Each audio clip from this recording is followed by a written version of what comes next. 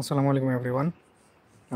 আজকে এম্বাসিতে যে জিনিসটা হয়েছিল যে অনেকেই ভাবতেছেন যে সবুজ হয়তো এম্বাসিতে ওর বাবার স্টেটমেন্ট বা ওর স্পন্সরের স্টেটমেন্টটা সাবমিট করছিল।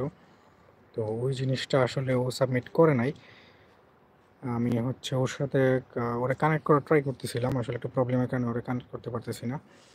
উম, ওর মুখ থেকে আসলে আপনাদেরকে শোনাতে চাইতেছিলাম যে আসলে কি হয়েছিল ওইখানে, আজকে কতজন ছিল, তারপর হচ্ছে কে কে ছিল, কার স্টুডেন্ট, কয়জন সেলফ অ্যাপ্লিকেন্ট, কয়জন এজেন্সির স্টুডেন্ট ছিল, ওইগুলো নিয়েই আসলে কথা বলতে চাইছিলাম। যে অনেকেই ঢালাওভাবে ওর উপরে দোষ দিতেছেন যে ও স্টেটমেন্ট দিয়েছে। ও এম্বাসিতে যাওয়ার আগেও তো অনেক স্টেটমেন্ট সাবমিট করছে।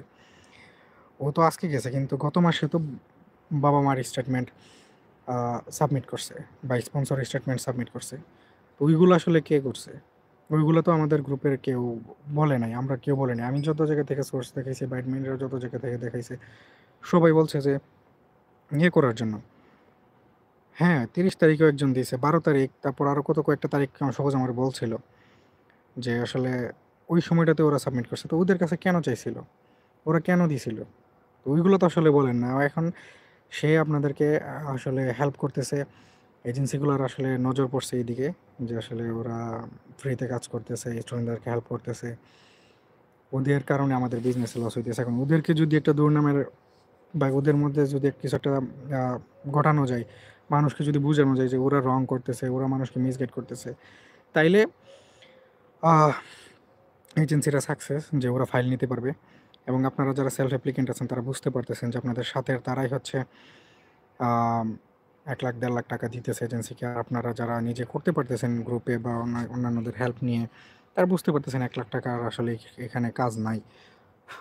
এখানে আসলে ১ লাখ টাকার দেওয়ার কোনো মানেই আসে না। এখানে আপনাদের ১ লাখ টাকা সেভ হইতেছে, প্রসেসটাও বুঝতে পারতেছেন কতটা সিম্পল। সো এখানে আসলে তাদের সমস্যা এখানেই যে আমরা হেল্প করতেছি।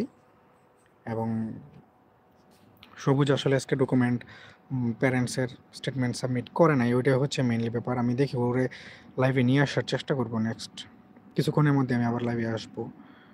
ওই সময়টাতে আমি আনার চেষ্টা করব এবং ওর মুখ থেকে আপনারা শুনবেন ও আসলে কী করছিল। ওরে আসলে এইভাবে দোষ দেওয়া, ওর ইনবক্সে গালাগালি করা, এটা আসলে কোনোভাবেই ঠিক না। কারণ ওই কিন্তু আপনাদের সাথে একজন ক্যান্ডিডেট। ও এখন কিন্তু আপনাদেরকে অনেককে হেল্প করছে। ওর কারণে কিন্তু ও অনেকটা ইউনিভার্সিটিতে অ্যাপ্লিকেশন করে দিছে, বুঝতে পারছেন? ও চাইলে কিন্তু ফাইল নিতে পারতো। গত বছর ওই যে একজন, সে নিজেও আসছে, ফাইলও নিয়ে এসছে। তো চাইলে ওরা এরকম করতে পারতো, কিন্তু ওরা এরকম করে না। আমি নিজেও মনে করেন মাগনা আপনাদের পেছনে কামলা খাটতেছি। তারা আমার গ্রুপের অ্যাডমিন, তারাও মাগনা কামলা খাটতেছে। তো এই জিনিসটা অনেকের ভালো লাগবে না। আমরা নিজের খায়া নিজের পইরা আপনাদেরকে একটু হেল্প করার চেষ্টা করি। আ তারপরেও মনে করেন যে ও যদি ভুল করতো তাইলে একটা কথা ছিল। ও তো ভুল করে নাই। ও তো এরকম কোনো কিছু সাবমিট করে নাই। তো সাবমিট করে নাই, ওর উপরে তো এভাবে দোষ দেওয়াটা আসলে ঠিক না। আমি লাইভটা এতটুকুই আসলে রাখতেছি। হ্যাঁ, এখন আসলে এই সিচুয়েশনটা থেকে বের হইতে বা এখন সামনে কারো কাছে চাইলে কি করা উচিত, সবকিছু নিয়েই কথা বলবো। আমি একটু দেখি ওরে একটু লাইভে নিয়ে আসার ট্রাই করি। একটু প্রবলেম করতেছিল, এইজন্য আ ওরে নিয়ে একসাথে আসতে পারতেছিলাম না। এইজন্য আমি একাই আসলাম। আমি দেখি ওরে নিয়ে লাইভে আসতেছি।